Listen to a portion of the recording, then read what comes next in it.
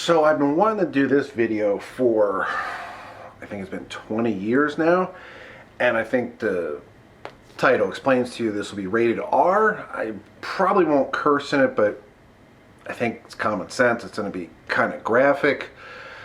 So the main reason I'm doing this is so kids, maybe a parent can watch it, show it to their kid, if they're on the wrong side of the tracks, or really just for someone that,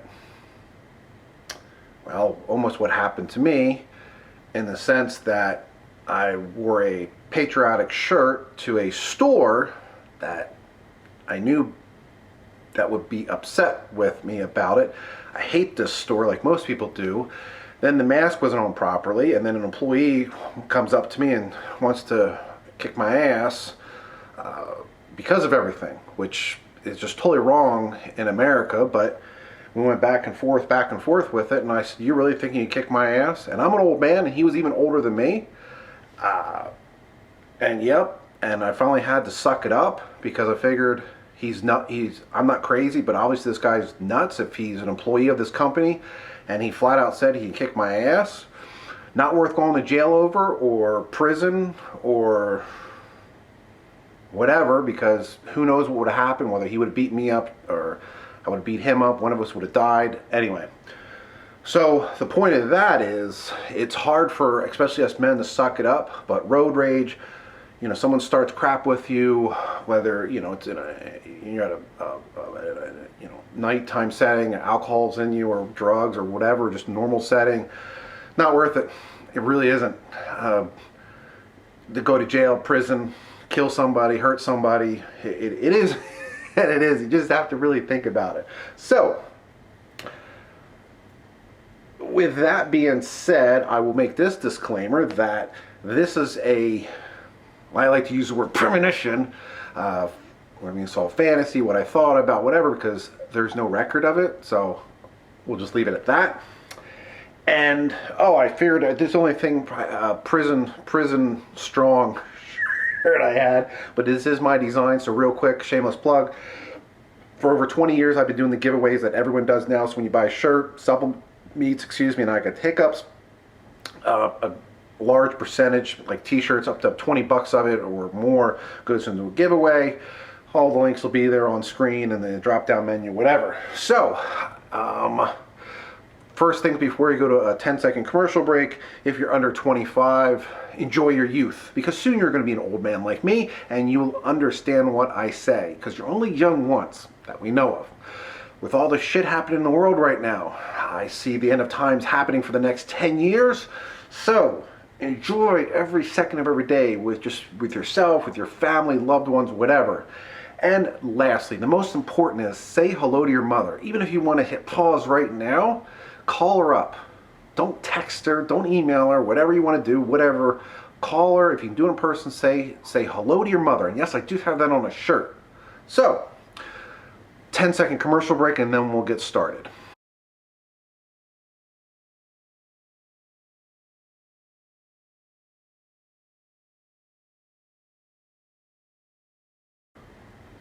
Ready, boys and girls? Is it in there? All right, all right, all right. So,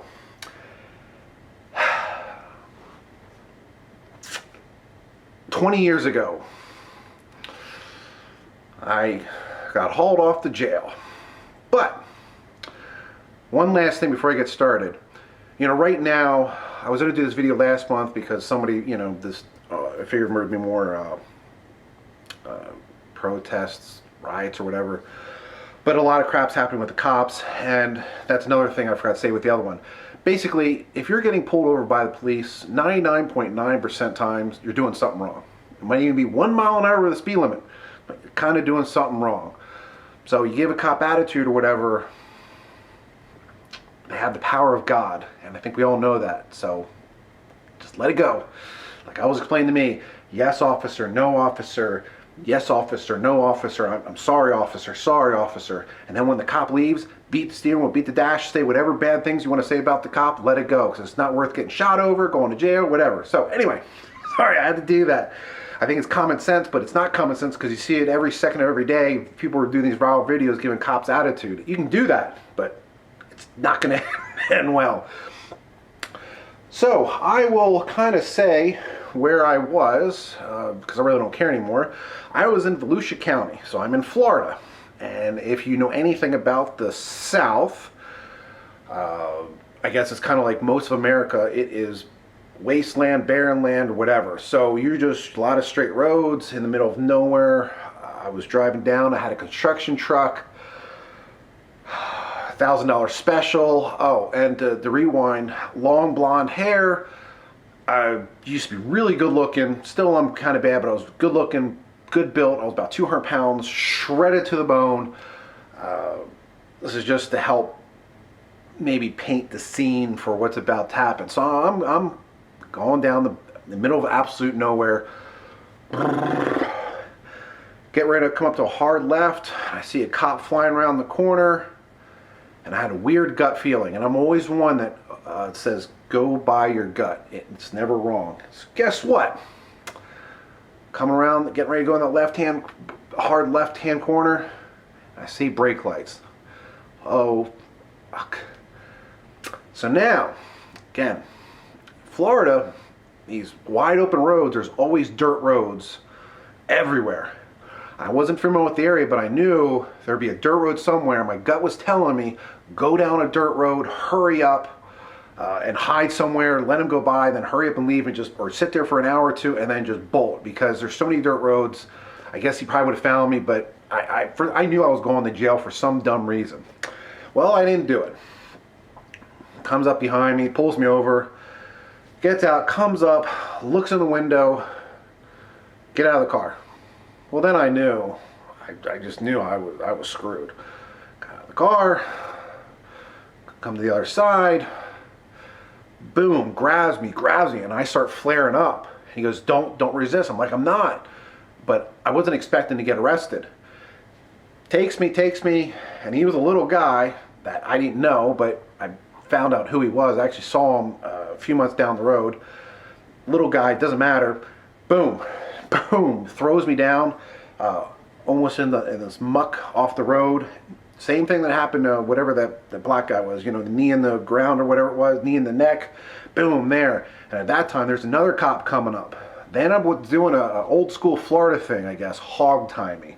So behind my back, which is really hard because I have messed up shoulders and everything, so they're doing it, I'm crying out in pain, don't, and they didn't care. They had a bug up their ass, and that was it. So hands are there, knees went up, and they hog tied me. Picked me up, both of them, threw me in the cop car. And I'm not saying anything. I'm just in shock of, I don't even know what I did. Because honestly, I did nothing wrong. I know when I do something wrong on the road, when I intentionally cause road rage or piss somebody off, I know when I do something wrong. I'm not a perfect person, okay? So I'm in the back of the car now, hog-tied. I can't move. And I have big shoulders, but I don't know. They make the back of that cop car awfully small. Now we're in August. It's 120 million degrees outside and 100 million degrees of 100% of humidity, so it is hot. Now I'm in the back of a cop car with no window tint, and if you haven't been to the South, you can't understand how hot it is, okay? Like today, it's only May, and it is so hot out, and summer's not even here. So I know, I could hear them out there talking on the side of the road, and they went in another cop car. I was left in the cop car for, I know, well over half an hour. It wasn't my feeling. It was really over half an hour. I'm sweating to death. He finally comes in, and driving. No AC. I guess it might have been AC on, but I'm drenched in sweat. I'm not saying anything. He's not saying anything to me. I just don't, I guess I was just in so much shock. Again, we're going back 20 years. All of a sudden, we're driving forever and ever and ever. So I figured they're dumping me in a swamp, have me eaten by the alligators or something. I'm just driving forever. Look up, I see we're at a gas station. Look out, and people are coming up the car looking at me and everything. And I'm like, of course, I'm in a cop car, and I'm like hog-tied. I don't know, we were there for 10, 15, 20 minutes. I guess they were taking their dinner break. Could have been longer, I don't know. And all of a sudden, we stop again. I'm looking. All I can see is we're like in a garage. I'm thinking, well, I guess this is where they shoot me or whatever. So, drag me out, throw me on the fucking ground, untie me or whatever. And we're in a big building where we were. It's like where the trucks are in the bay or whatever, like in a warehouse. And I'm starting to really freak out. Just like in the movies, they're taking me to a warehouse to shoot me. So anyway, I walk in and we're at a police station. And again, 20 years, I can't remember all happened. It's time to search my butt. Strip search me for anything. And that's when I'm really freaking out. To walk in, and there's a gay guy there. And he's like, listen, he goes, he's whispering to me, I'm not going to do anything. I can tell looking at you, you don't have anything on you. Just act like I'm sticking 2 fingers up your butt. And I'm thinking, I didn't know they even did this. I heard about this, but I didn't know they did anything like this. He's like, it's just going to traumatize you too much. This is not going to be fun for you at jail here. So I moaned and groaned like I felt like it would be, imagine, up there. I walked out, and then walked in another room. This old, hard-looking black man was like, take all your clothes off. I was like, what? And we're kind of like in a cage. He's like, and he just grabs, orange scrubs, and I don't know if it was a pair of socks, sandals or whatever, and he's like, strip. I stripped down, and he goes, I don't like them underwear, you gotta take them off. I'm like, what? He goes, just take them off. And he's like, has a baton looking, he's ready to beat me with a baton. I'm like, but I don't want to, why can't I leave my underwear on? He goes, just do it, do it, boy, and do it. So I stripped down, put on this orange suit, then of course, I'm not that big, I'm like, I don't know, I think I was wearing an XL shirt, but they must give me like an extra small uniform. It's like skin tight, I can't even move. It was almost like a, what do they call them? I don't know, a crazy man suit, whatever. So I'm in a skin tight suit, and he was just saying a whole bunch of mean stuff to me, and I'm like, dude, I'm like thinking to myself, what are you doing? What are you doing? He's just like yelling at me and saying all these things to me and other people and everything like that. So anyway, go into, I guess, what's called a holding cell. This white guy comes out to you, he's like, just like crazy. And it's like, what? He's like, don't eat the bologna sandwiches or something in it. Don't eat something in the bologna sandwiches. I'm looking around at people, and no one's talking. Just, I guess, 10, 20 guys in there. And a lot of people are like, yeah, don't eat the bologna sandwich. I'm like, oh, okay. I didn't know what they were talking about. And all of a sudden, they're bringing food, no water, nothing to drink. And so the crazy guy goes, let me have your bologna sandwich. I was like, sure. And then, there were some talks about it, and they're like, what are you in here for? I'm like, I have no idea. They're like, come on. I'm like, I have no idea. I was pulled over and hog-tied and thrown in a thing. So that was the big joke. I was like, you really don't know what you're here for? I'm like, no, seriously, I have, and I still have, I don't have any idea why I'm here. So next, I guess we were there, I don't know, an hour, 2 hours, and I think that's when they said you can make a phone call, or maybe it was when we came in. And I remember, we're going back to like the year 2000, and cell phones still weren't that popular, but I had phone numbers memorized, but a lot of my mom and all my friends all had cell phones. No one really had a landline phone anymore, but you could only call a landline phone. And I'm going, oh my God.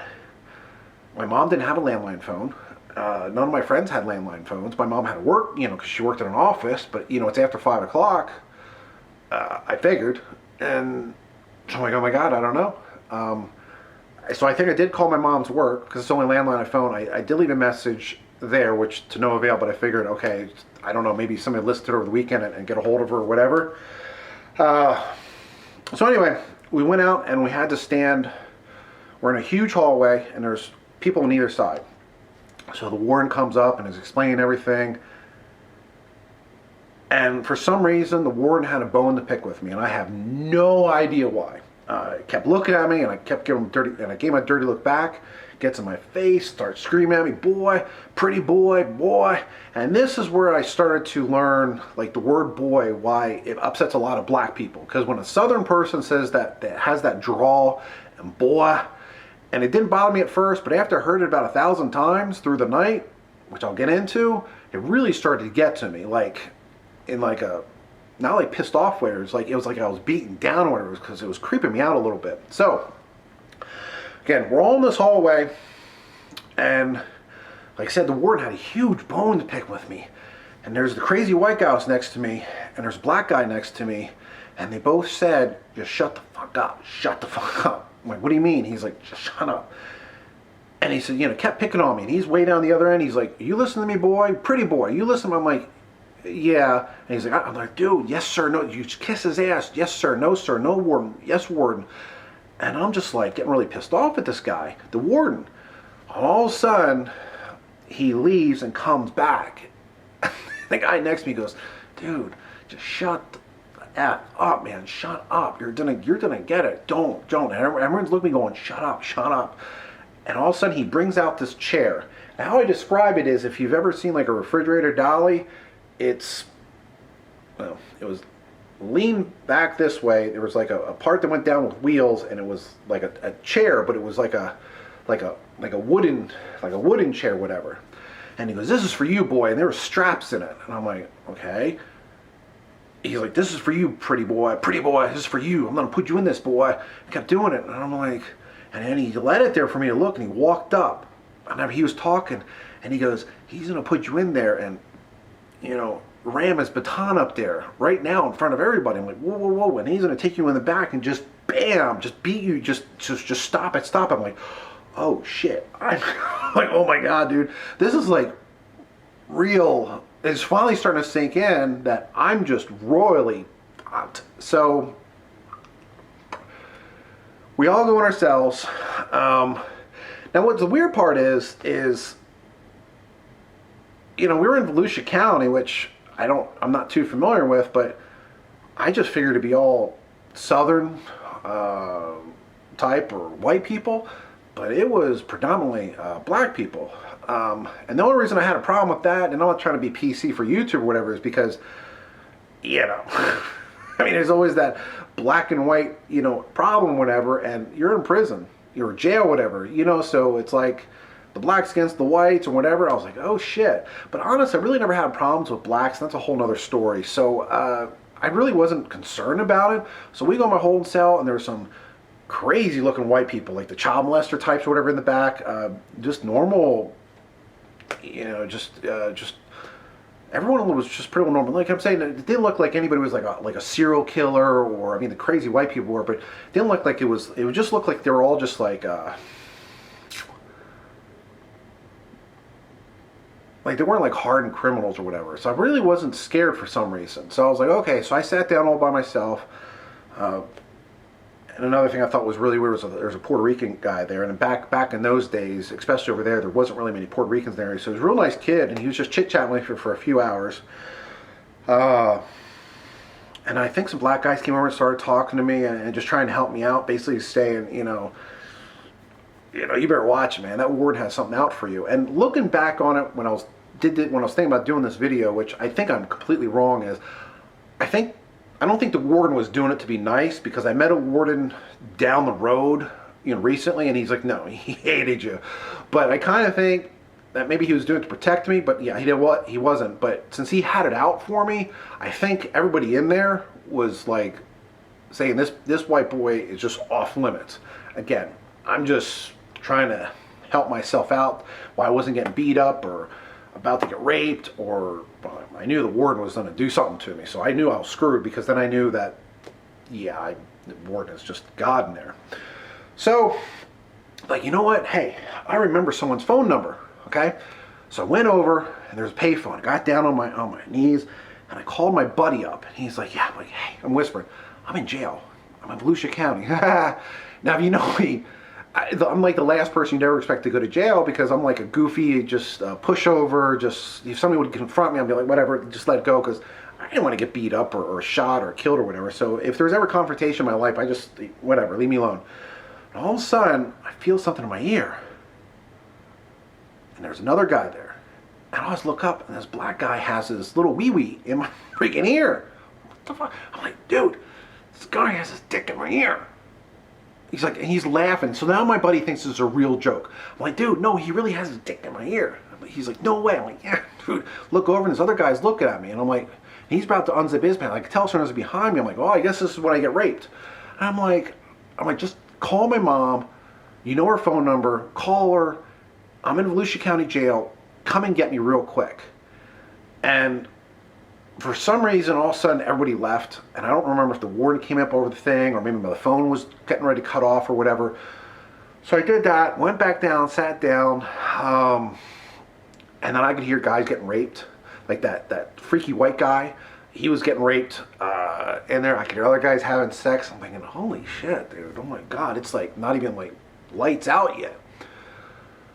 So I'm just going, I guess, I'm figuring I'm gonna get beat up soon. I'm watching everywhere every which way I could look, and basically nothing happened. All of a sudden, okay, we go in our cells. Go in my cell. Thought I saw someone down on the bottom, so I don't know. For some reason, I got on the top bunk, and all of a sudden, I look up, and this guy gets up.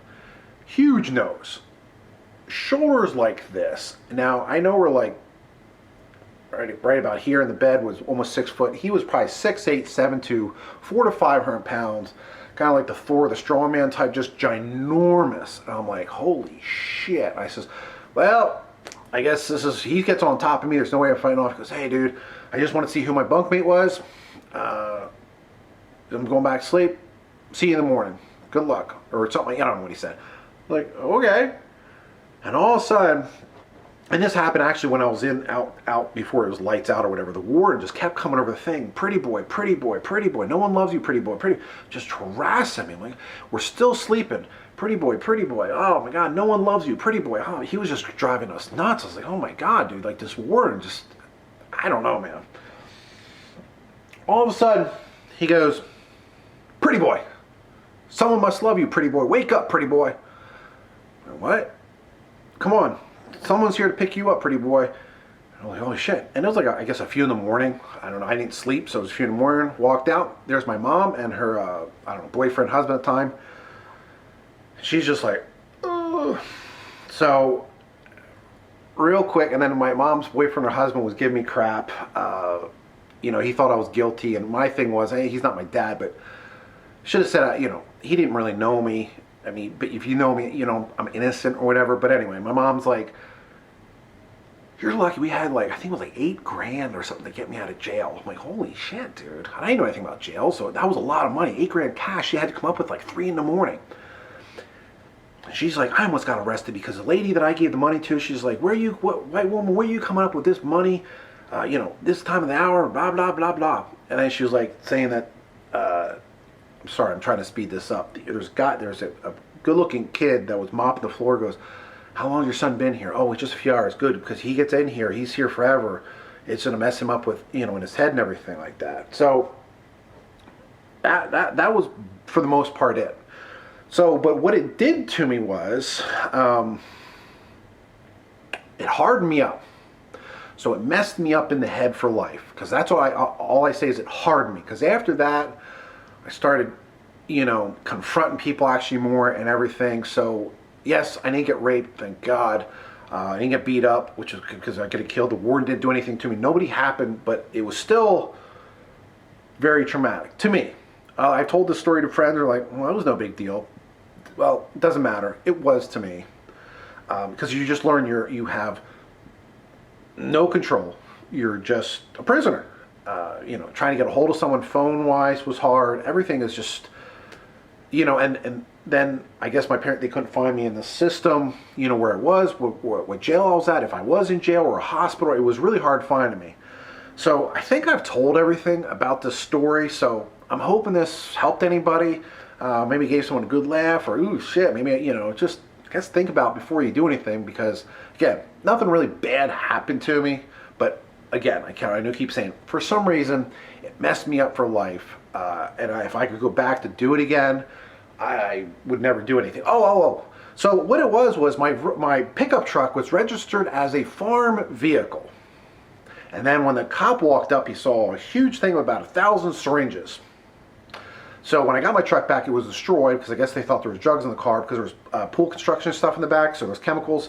So I guess they assumed that there was drugs in the car or whatever, but there was a slew of tickets and everything like that, and it was just stupid stuff. They were just writing up a million different things. But so I got pulled over for some reason with a farm vehicle, but when he passed me, he wanted to get me for some reason, and I don't know. I guess he was having a bad day, wrong person, wrong time or something. And I think that's it. So, thanks.